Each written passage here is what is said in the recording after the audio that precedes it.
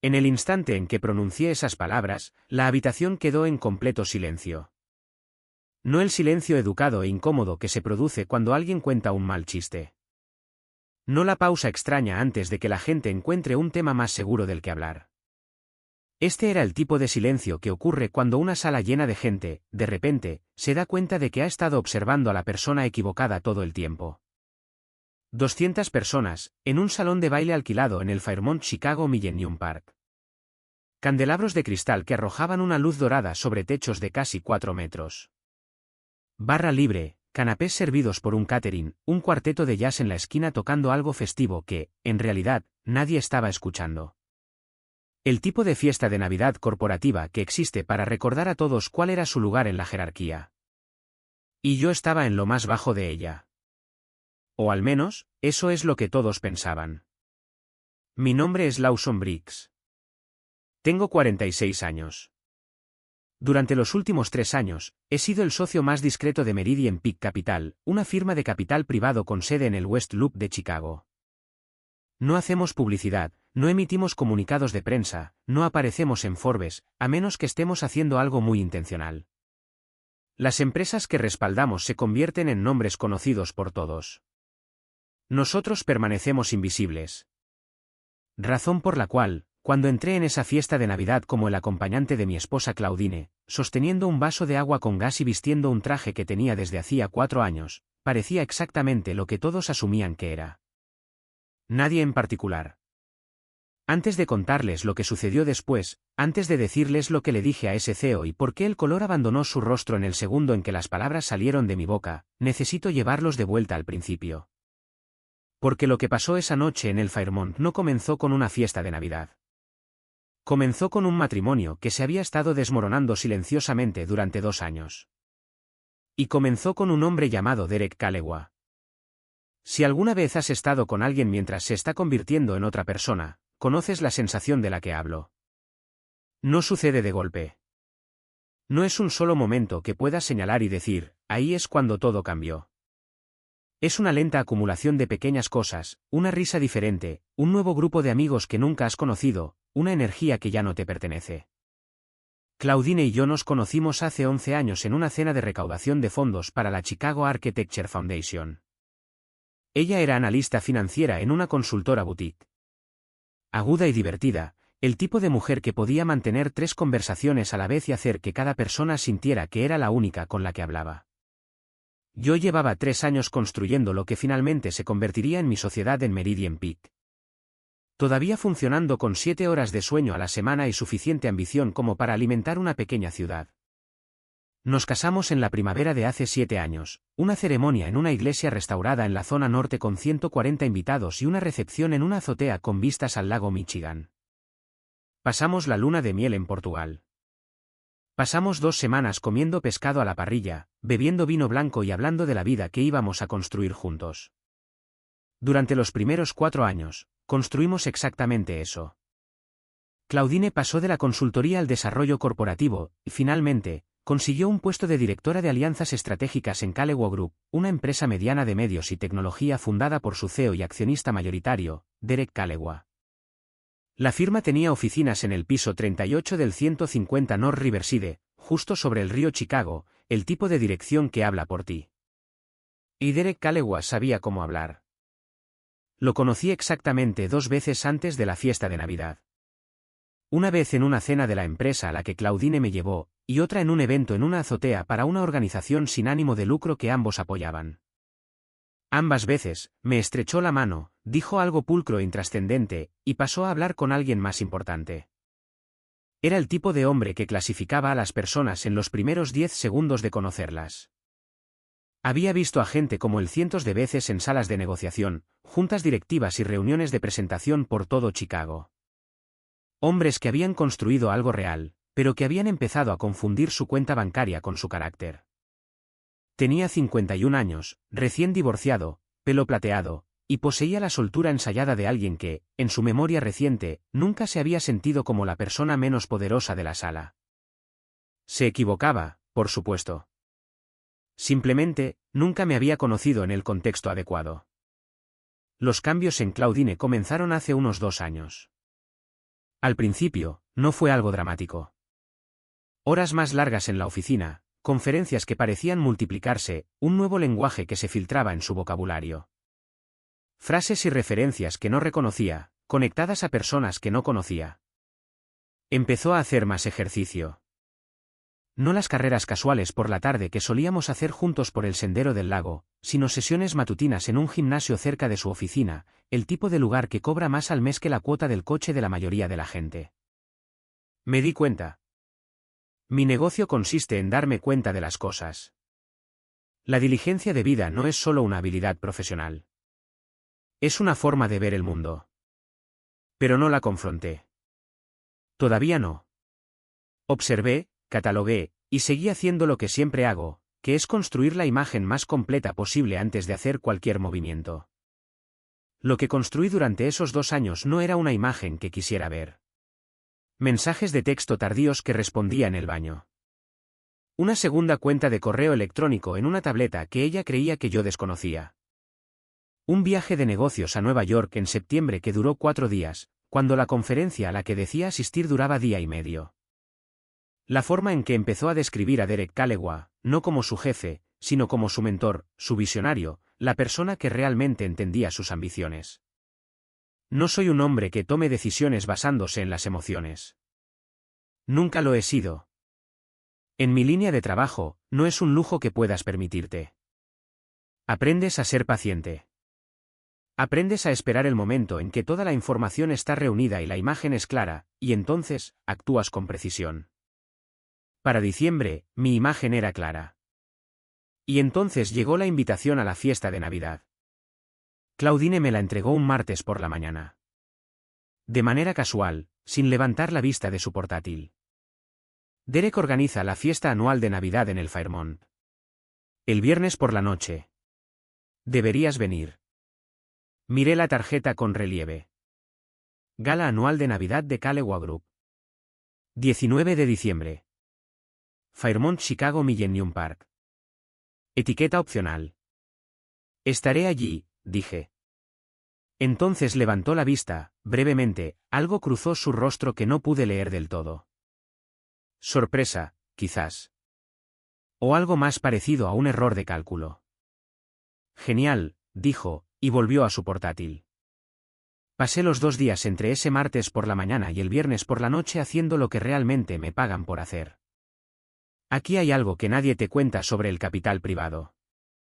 El trabajo real de las negociaciones, las hojas de cálculo, las hojas de términos y las llamadas de diligencia de vida, eso es casi secundario. El verdadero trabajo reside en la inteligencia. Entender no solo lo que es una empresa, sino en qué se está convirtiendo, quién la dirige realmente, dónde están los puntos de presión, que se oculta en las cifras que las cifras no muestran. Llevaba 18 meses observando a Callewa Group, no por Claudine. Antes de que ella empezara a trabajar allí, una de nuestras empresas en cartera había explorado una asociación de contenido con ellos, y el acuerdo se había deshecho por razones que nunca me parecieron del todo satisfactorias. Así que, les mantuve un ojo pasivo encima. Y lo que había estado viendo en los últimos 6 meses se había vuelto muy interesante. Derek Callewa poseía el 62% de su empresa directamente. El 38% restante se dividía entre 3 inversores iniciales y un pequeño paquete de acciones para empleados. La compañía había reportado ingresos sólidos durante 3 años consecutivos. Sobre el papel, parecía saludable. Pero una cosa es lo que una empresa reporta, y otra lo que una empresa es. La empresa, que había sido su principal fuente de ingresos por publicidad, acababa de reestructurar su presupuesto de marketing. Un acuerdo de licencia clave, que representaba casi 1/3 de los ingresos anuales de Callewa Group, debía renovarse en febrero, y la contraparte llevaba meses explorando alternativas discretamente. Y el propio Callewa había contraído una deuda personal contra su participación accionaria para financiar lo que parecía ser un proyecto de desarrollo inmobiliario especulativo en el lado sur de la ciudad que, desde la semana pasada, estaba significativamente en números rojos. Había pasado la noche del jueves al teléfono con 2 fuentes. Una era un antiguo director financiero de una empresa que había respaldado años atrás y que ahora trabajaba en finanzas de medios. La otra era un abogado de un bufete que había hecho trabajos secundarios para uno de los inversores originales de Callewa. Para el viernes por la mañana, sabía exactamente cuánto valía la empresa de Derek Callewa, cuánto iba a valer, y qué palancas tendrían que moverse para que la brecha entre esas dos cifras fuera muy, muy grande. Me puse mi traje de 4 años. Me ajusté la corbata en el espejo del pasillo. Me miré durante un largo momento, y luego fui a la fiesta de Navidad. Antes de contarles lo que sucedió después, si esta historia les resulta familiar, si alguna vez han estado en una habitación donde alguien decidió que no merecían respeto, por favor, suscríbanse a este canal y dejen un comentario abajo. Porque lo que estoy a punto de contarles es la parte de esta historia que nadie vio venir.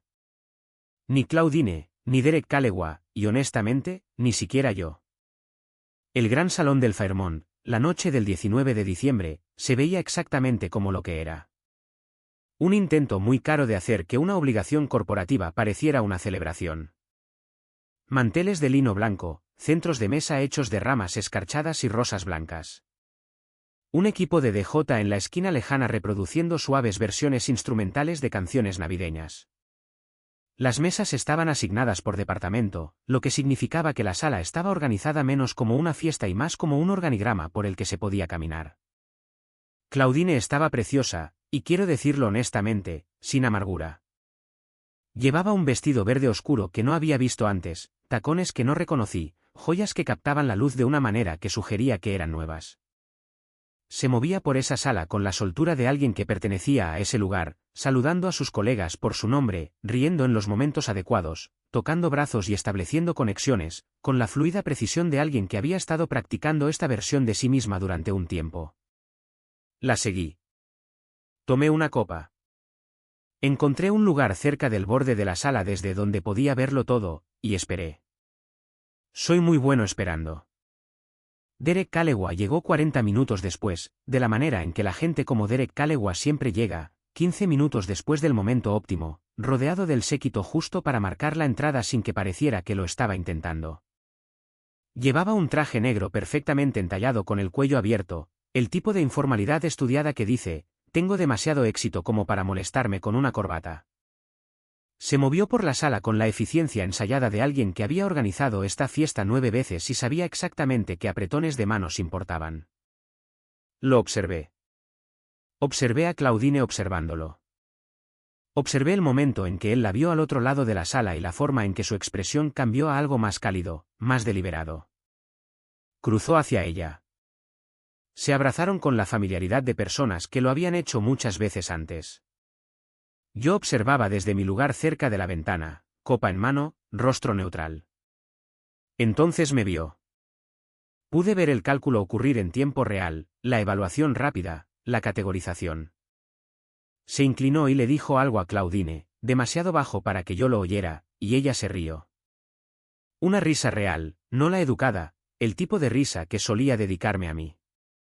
La guió hacia mí con el brazo alrededor de su cintura, moviéndose como un hombre que era dueño de todo en la sala y simplemente le estaba mostrando la propiedad a un invitado. Debes de ser Lawson, dijo, extendiendo una mano. Su agarre era del tipo que aprieta un poco más de lo necesario. Una señal de dominio tan bien documentada a estas alturas, que debería venir con notas a pie de página. Derek, dije. He oído hablar mucho de ti. Estoy seguro de que sí, dijo, y sonrió. El tipo de sonrisa que no llega a los ojos. Me miró de la misma forma en que la gente mira algo que ya ha descartado. Claudine me dice que estás en finanzas. Algo así, dije. Miró a su alrededor, a la gente cercana que se había acercado para escuchar con la fácil curiosidad de una multitud que puede oler algo interesante. Luego volvió a mirarme y su sonrisa se ensanchó. También me dijo que últimamente has estado pasando por una mala racha. En el trabajo. Lo dijo con una simpatía tan falsa que era casi impresionante. Es un negocio difícil, el del capital privado, muchos altibajos. Tiene sus ciclos, dije. Volvió a poner su brazo alrededor de la cintura de Claudine. Ella no se apartó. Y entonces lo hizo. Se giró hacia la gente que lo rodeaba, que ahora incluía quizás a 20 de los colegas de Claudine, algunos altos directivos, 2 personas que reconocí de la junta directiva de Callewa Group, y dijo, lo suficientemente alto como para que se oyera, ¿saben lo que pienso? Pienso que Claudine merece mucho crédito por llevar el peso de la casa mientras su marido decide cuál será su próximo capítulo. Se rió. Esa risa fácil y segura que llena las habitaciones. Porque, por lo que he oído, básicamente ha sido un pasajero durante los últimos 2 años. Arruinado, dependiente, y griega. Hizo una pausa para dar más efecto, que es el movimiento de un hombre que se cree la persona más lista de la sala. Completamente insignificante. Me miró con algo que era casi lástima. Sin ofender, dijo. Solo estoy siendo honesto. Eres como un pequeño y triste trofeo que ella guarda en el sótano. Todo el mundo aquí lo sabe. La sala se rió. Algunos nerviosamente, otros libremente. Miré a Claudine. Ella se rió. No fuerte, no cruelmente. Pero se rió. Y ese único sonido me dijo todo aquello a lo que los últimos 2 años de observar, catalogar y construir mi imagen me habían estado conduciendo. Tomé un sorbo lento de mi agua con gas. Luego miré a Derek Calloway y sonreí. Es curioso que lo describas de esa manera, dije. Porque, desde mi punto de vista, solo eres otro hombre que está a punto de ver cómo el 95% de su empresa se disuelve. La sonrisa permaneció en su rostro, pero algo detrás de sus ojos cambió. Perdona, dijo. Pinnacle Advertising, dije, manteniendo mi voz tranquila y conversacional. El mismo registro que usarías para comentar sobre el tiempo. Reestructuraron su presupuesto de marketing en noviembre. Su contrato con ellos, que representa alrededor del 18% de sus ingresos anuales, no será renovado en el primer trimestre. Hablé con su director financiero hace 2 meses sobre un acuerdo completamente diferente. La sonrisa había desaparecido. No lentamente. De golpe. El acuerdo de licencia con Nordshore Media, continué. El que vence en febrero. Han estado en conversaciones con Vertex Creative desde septiembre. Conozco a su abogado principal. Derek Calloway estaba muy quieto.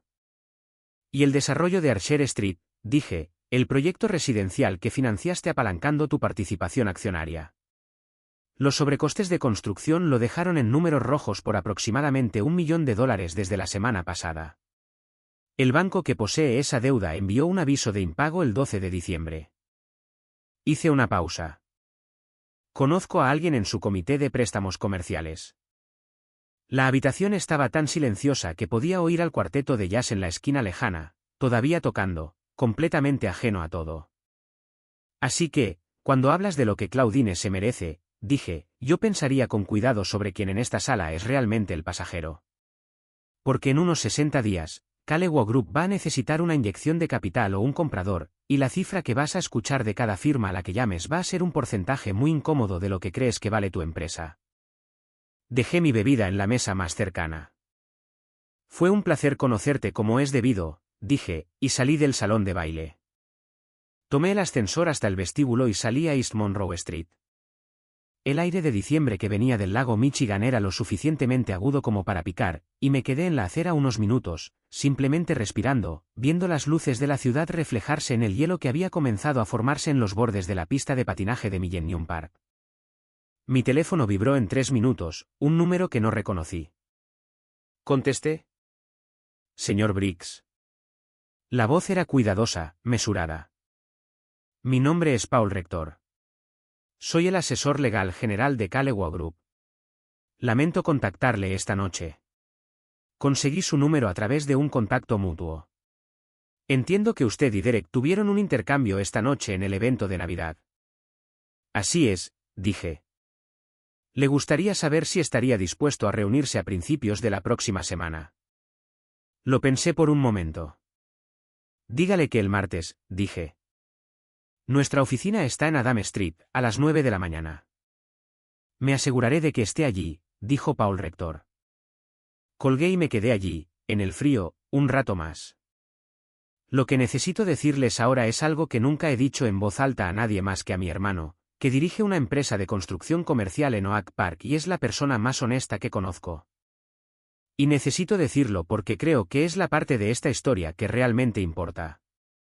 Salir de ese salón de baile no se sintió como una victoria.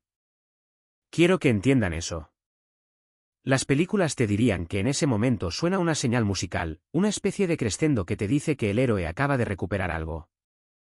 La vida real no tiene señales musicales. La vida real tiene el aire frío de diciembre, el sonido de tus propios pasos, y la conciencia de que lo que acabas de decir ahí dentro, por muy cierto que sea, por muy preciso que fuera el golpe, no arregla lo que realmente está roto. Claudine se rió. Esa es la frase que se quedó conmigo de pie en Monroe Street. No la cara pálida de Derek Calloway. No el silencio que siguió a mis palabras. No la certeza que sentí cuando expuse exactamente lo que sabía que valía su empresa. Esas cosas eran casi incidentales. A lo que volvía una y otra vez era el hecho de que mi esposa se había reído. Llamé a mi hermano desde el coche. ¿Cómo fue?, preguntó Nathan. Sabía que iba a la fiesta. Es la única persona que lo sabe todo. Exactamente como pensé que iría, dije. ¿Estás bien? Lo pensé durante un largo momento, viendo las luces de la ciudad deslizarse por la ventana mientras mi Uber se movía hacia el norte por Michigan Avenue. Todavía no lo sé, dije honestamente. Eso es lo que quiero decirles. Porque la gente de los otros guiones que he oído, las otras historias, siempre parecen tener esta claridad, este momento limpio de triunfo que borra todo lo anterior. Y no voy a mentirles y decirles que esto fue así. Saber que la empresa de Derek Calloway estaba en caída libre no cambiaba el hecho de que mi esposa se había estado riendo con otro hombre en una fiesta donde se suponía que debía estar a mi lado. Algunas verdades corren en paralelo y no se anulan entre sí. La reunión del martes fue todo lo que esperaba. Derek Calloway llegó a nuestras oficinas en Adam Street a las 8:57, lo que me dijo que había pasado todo el fin de semana decidiendo si la puntualidad se leería como fortaleza o desesperación y se había decantado por algo intermedio. Trajo a Paul Rector y a una mujer que no reconocí que resultó ser su asesora financiera personal. Yo traje a dos de mis socios, Sloan Whitfield, que lleva 22 años cerrando acuerdos de activos en dificultades y tiene la energía de alguien que realmente disfruta del olor de una empresa a punto de quebrar, y a Grant Akefer, que se encarga de nuestra estructuración legal y cuya cara de póker es tan completa que nunca, en 8 años, he sabido lo que realmente estaba pensando. La reunión duró 3 horas. Derek Calloway pasó los primeros 45 minutos tratando de reenmarcar la conversación, que es lo que hace la gente cuando quiere controlar algo que ya está fuera de control. Trajo proyecciones de ingresos que no tenían en cuenta el vacío de Pinnacle. Minimizó la situación de North Shore. No mencionó el impago de Archer Street en absoluto hasta que Sloan lo mencionó muy calmadamente por su nombre, momento en el cual la asesora financiera miró a la mesa. Luego preguntó qué proponía yo. Lo expuse. Meridian Peak adquiriría una participación mayoritaria en Calloway Group a una valoración que reflejara su condición actual real en lugar de la reportada. Esa valoración era un 62% inferior a lo que Derek Calloway le había estado diciendo a su junta directiva que valía la empresa. El propio Calloway retendría una participación del 5%, un asiento en una junta reestructurada sin autoridad operativa, y un papel de asesor durante una transición de 12 meses. Poseería el 5% de una empresa que había construido desde cero. Se quedó pensando en eso durante un largo momento. «Viniste a esa fiesta sabiendo esto», dijo. No era una pregunta. Vine a esa fiesta como invitado de mi esposa, dije. Tú lo convertiste en otra cosa. Me miró a través de la mesa de conferencias, y por primera vez, vi al hombre detrás de la actuación. Estaba cansado. Estaba asustado. Y era lo suficientemente inteligente como para saber que no le quedaba ninguna palanca real. Quiero disculparme, dijo, por lo que dije en la fiesta. Eso no es un término del acuerdo, dije. Que te disculpes o no, no cambia nada de las cifras. Asintió lentamente. Necesitaré hasta el jueves, dijo. Tienes hasta el miércoles al mediodía, dijo Sloan sin levantar la vista de sus notas. Llamó a las 11:47 del miércoles por la mañana. Aceptó los términos. Claudine y yo tuvimos una conversación 4 días después de la fiesta de Navidad. No la noche de la fiesta, porque no llegó a casa hasta pasada la medianoche y yo estaba dormido, o al menos dando una impresión convincente de ello. No al día siguiente, porque nos movíamos por el apartamento como dos planetas en órbitas que habían dejado de cruzarse. El domingo por la noche, se sentó frente a mí en la mesa de la cocina y me miró con una expresión que nunca antes había visto en su rostro. No era culpa, exactamente. Era algo más cercano al cálculo. La misma mirada que le había visto poner en reuniones de negocios cuando intentaba decidir el mejor ángulo. No sabía que ibas a hacer eso, dijo. Lo sé, dije. Todo el mundo ha estado hablando de ello. Me imagino que sí. Se quedó en silencio un momento. Derek me llamó el sábado por la mañana. Eso también lo sé, dije. Lo sabía. Su llamada a su móvil había durado 14 minutos. La había atendido en el dormitorio, con la puerta cerrada. Lawson. Dijo mi nombre de la forma en que la gente lo dice cuando quiere que haga todo el trabajo pesado por todo lo que no están listos para decir directamente. Esto no es solo por la fiesta. No, dije, no lo es. Se miró las manos por un momento. No sé cuándo dejé de ser feliz, dijo. Quiero que sepas que no fue una decisión que tomé. Simplemente sucedió. He pensado mucho en esa frase desde que la dijo. Simplemente sucedió. Como si las elecciones que había hecho en los últimos 2 años fueran el clima. Como si el fin de semana en Nueva York, la segunda cuenta de correo electrónico y la risa en la fiesta de Navidad fueran cosas que le hubieran ocurrido en lugar de cosas que ella hubiera hecho. Lo sé, dije. Y luego, porque lo sentía de verdad, no estoy enfadado. Ella levantó la vista. Lo estuve, dije, durante mucho tiempo, pero en algún momento dejó de ser ira y empezó a ser información. Y con la información, puedo trabajar. ¿Qué significa eso? Significa que creo que ambos sabemos lo que vamos a hacer a continuación. Y creo que ambos lo hemos sabido durante un tiempo. Estuvo en silencio durante un largo momento. Lo siento, dijo. Y creo que lo sentía. No por las razones correctas, quizás, o no solo por las razones correctas, pero lo sentía. Lo sé, dije. Yo también lo siento. Por lo que sea que no pude ser, o no pude ver, o dejé de ser por el camino. Nos quedamos en esa mesa otra hora sin hablar, de la manera en que lo hace la gente cuando no queda nada que negociar y ya nadie finge. Fue la hora más honesta que habíamos pasado juntos en años. El divorcio fue limpio porque yo lo hice limpio. No me interesaba el castigo. No me interesaba la ventaja, ni el teatro, ni el tipo de combate legal prolongado que enriquece a los abogados y deja a las personas que luchan vacías. Claudine y yo teníamos activos que habíamos construido juntos y los dividimos de manera justa. Ella se quedó con el apartamento. Yo me mudé a un lugar en el piso 23 de un edificio en Streeterville con una vista del lago que no me había permitido desear cuando estábamos casados porque ella había querido quedarse en Lincoln Park. Es una buena vista. La adquisición de Calewo Group se cerró en febrero. Lo que no le había dicho a nadie, incluido Derek Calewa, era que teníamos un comprador estratégico alineado antes incluso de que se firmara el acuerdo.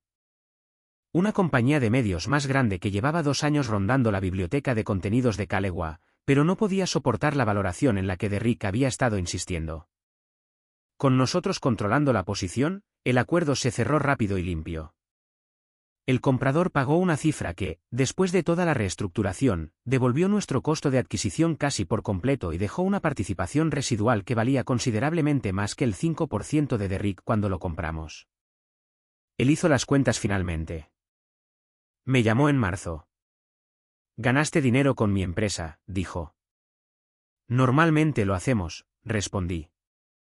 Una pausa. ¿Sabías lo del comprador antes de la reunión del martes? Sabía lo del comprador antes de la fiesta de Navidad, dije. Otra pausa, esta vez más larga. Eres un hombre preciso, dijo. Intento serlo, dije. Colgó. Sin ira esta vez, noté. Solo una especie de reconocimiento a regañadientes que ocurre cuando alguien se da cuenta de que ha estado en una habitación con un jugador de ajedrez y solo lo ha entendido después de que la partida ha terminado. Mi hermano Nathan vino a la ciudad un sábado de marzo. Desayunamos en The Publican en Fulton Market, el tipo de lugar donde el menú está escrito en una pizarra y el café es mejor de lo que tiene derecho a ser. Pedimos huevos y salchichas y nos sentamos junto a la ventana, viendo el tráfico de peatones del West Loop pasar en el frío de principios de la primavera. ¿Estás bien?, preguntó. La misma pregunta que siempre hace. Sí, dije. Esta vez lo decía en serio. El acuerdo se cerró limpiamente. Muy limpiamente. Asintió, rodeando su taza de café con ambas manos. Nathan ha trabajado con las manos toda su carrera, y tiene las manos que lo demuestran.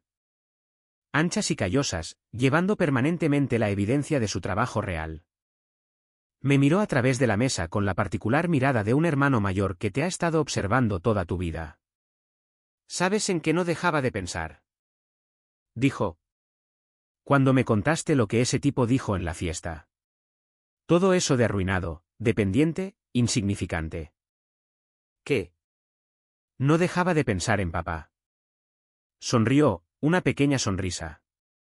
Nuestro padre había trabajado 30 años como maquinista en Gary, Indiana. Nunca había ganado más de $50,000 en un solo año, había criado a 3 hijos en una casa que necesitaba más reparaciones de las que podía mantener, y había muerto a los 71 años, sin haber hecho sentir pequeño a nadie en un salón de baile. Él también se habría marchado de esa sala. Lo habría hecho mucho más rápido que yo, dije. Nathan se rió. Sí, absolutamente lo habría hecho. Terminamos de desayunar. Caminamos por Fulton y hacia el río, de la forma en que solíamos caminar a todas partes cuando éramos niños porque ninguno de los dos tenía coche. El río Chicago todavía mostraba hielo en los bordes, pero el centro se movía, oscuro, frío e indiferente a todo lo que sucedía en sus orillas. ¿La echas de menos?, preguntó Nathan. Lo pensé honestamente. Echo de menos a quien pensaba que era, dije. No estoy seguro de que sea lo mismo. Asintió. Esa era la respuesta correcta. Nathan siempre ha sabido cuándo se ha dado la respuesta correcta y no insiste más allá de eso. Quiero contarles algo sobre la noche de la fiesta de Navidad. Algo que aún no les he contado. Cuando volví a cruzar el vestíbulo del Fairmont y salí a Monroe Street, antes de llamar a mi hermano, antes del Uber, antes de todo eso, me quedé en la acera unos 3 minutos e hice algo que no suelo hacer. Lo sentí. Todo el peso de 2 años de observar, saber y no decir nada. La risa que Claudine permitió que sucediera. La satisfacción de ver el rostro de Derek Callewa pasar de la actuación al pánico en unos 8 segundos. El aire frío, las luces sobre el hielo, el hecho de que tenía 46 años y estaba solo fuera de una fiesta de Navidad con un traje de 4 años, un viernes por la noche. Me permití sentirlo todo, no para regodearme, no para caer en una espiral, solo para asegurarme de que no estaba pasando por alto algo importante. Porque aquí está lo que he aprendido en 20 años haciendo lo que hago. Mirando empresas, mirando números, mirando a la gente, e intentando ver más allá de lo que presentan para descubrir lo que realmente hay. El error más caro que una persona puede cometer es confundir lo que ha ganado con lo que realmente importaba.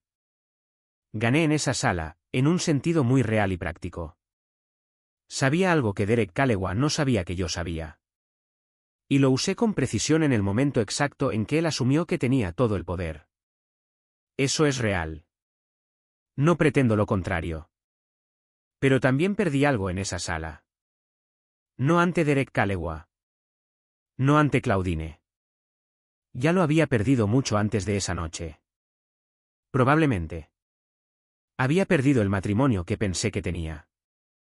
La versión de nosotros que solía correr junta por el lago, discutir sobre la cena y quedarse despierta hasta tarde hablando de cosas que no importaban y que, por lo tanto, eran exactamente las cosas que sí importaban. Ambas cosas son ciertas al mismo tiempo. Puedes tener razón y aún así llorar por lo que te costó tenerla. Hay una cosa más que quiero contarles. En abril, recibí una llamada de un número que no reconocí. Un prefijo de Chicago, pero no uno que conociera. Contesté. Señor Briggs, una voz de mujer, profesional, clara. Mi nombre es Renata Cole. Soy gestora de carteras en Lakeview Capital. Tenemos un contacto en común que me sugirió que le contactara. Estamos considerando una posición minoritaria en una empresa de tecnología de contenidos, y valoraría su perspectiva sobre el sector. Tengo algo de tiempo el jueves por la tarde, dije. ¿A las 2? Me parece bien, dijo ella. Iré a su oficina. Se presentó en nuestras oficinas de Adam Street a la 1:58, lo cual anoté porque es el tipo de cosa en la que me fijo. Tenía 42 años, era directa de la forma en que las personas que son muy buenas en su trabajo se vuelven directas. El tipo de persona que no pierde los primeros 5 minutos de una reunión estableciendo credenciales, porque las credenciales hablan por sí solas. Conocía la empresa sobre la que preguntaba mejor de lo que la mayoría de la gente de su nivel se molestaría en conocer, y rebatió 2 de mis puntos de una manera que era correcta y bien fundamentada. Después de una hora, se levantó para irse y luego se volvió en la puerta. El acuerdo de Calewa Group, dijo. Lo leí en la prensa especializada. La forma en que se estructuró fue inusual. Descubrimos que las estructuras inusuales funcionan mejor, dije. Asintió, estudiándome con la misma atención evaluadora que reconocí porque yo mismo la uso. Inusual generalmente significa que la persona que dirigía el acuerdo sabía algo que los demás no sabían, dijo. A veces, dije. Ella sonrió. Estaré en contacto, señor Briggs. Lo estuvo, pero esa es otra historia para otro día. Mi nombre es Lawson Briggs. Tengo 46 años. Soy socio de una firma de capital privado en Chicago, Illinois. Hace 6 meses, un hombre en un salón de baile alquilado me miró delante de 200 personas y me llamó arruinado, dependiente e insignificante, mientras mi esposa estaba a su lado y se reía. Lo que quiero decirles, lo que volvería atrás y me diría a mí mismo de pie en Monroe Street en el frío de diciembre, es esto. Ser invisible no es lo mismo que ser nada. La posición más poderosa en cualquier habitación es aquella en la que sabes más que nadie sobre lo que realmente está sucediendo. Y eliges, con cuidado y deliberadamente, cuándo usar ese conocimiento. Había sido invisible en ese salón de baile durante 40 minutos. Nadie me miró 2 veces. Nadie me incluyó en una conversación que importara. Yo era exactamente lo que asumían que era. Y luego, dejé de serlo. Habrá una noche en tu vida. Quizás ya ha sucedido. Quizás está por venir. En la que alguien, en una sala llena de gente, decide ponerte como ejemplo, decide usarte como prueba de algo, decide que eres la persona menos importante en ese espacio. Déjalos. Déjalos hacer ese cálculo. Déjalos que se sientan cómodos con él. Déjalos hacer lo que la gente hace cuando cree que ha identificado correctamente con quién está tratando. Y luego, cuando el momento sea exactamente el adecuado, muéstrales quién eres en realidad. No por venganza, no por la audiencia. Ni siquiera por ti mismo, en realidad. Muéstraselos porque la verdad tiene una forma de imponerse eventualmente. Y la única pregunta es si estás preparado cuando lo hace. Yo estaba preparado. Y sigo de pie. No fue la venganza. No fue el acuerdo, ni la sala de juntas, ni ver la cara de ese CEO palidecer. Fue el hecho de que Lawson pasó 2 años sabiendo y no dijo nada. No porque fuera débil, sino porque estaba esperando el momento adecuado. La mayoría de nosotros, en el segundo en que nos sentimos menospreciados, reaccionamos. Devolvemos el golpe de inmediato. Queremos que la gente sepa que lo sabemos. Pero la verdadera confianza no necesita una audiencia. Solo necesita el momento oportuno. Lo más poderoso que puedes hacer cuando alguien te subestima es permitirlo. Sigue construyendo. Sigue observando. Y cuando el momento sea el adecuado, no necesitarás levantar la voz. La habitación se quedará en silencio por sí sola. Esa es la lección que saqué de la historia de Lawson, al menos. ¿Qué sacaste tú?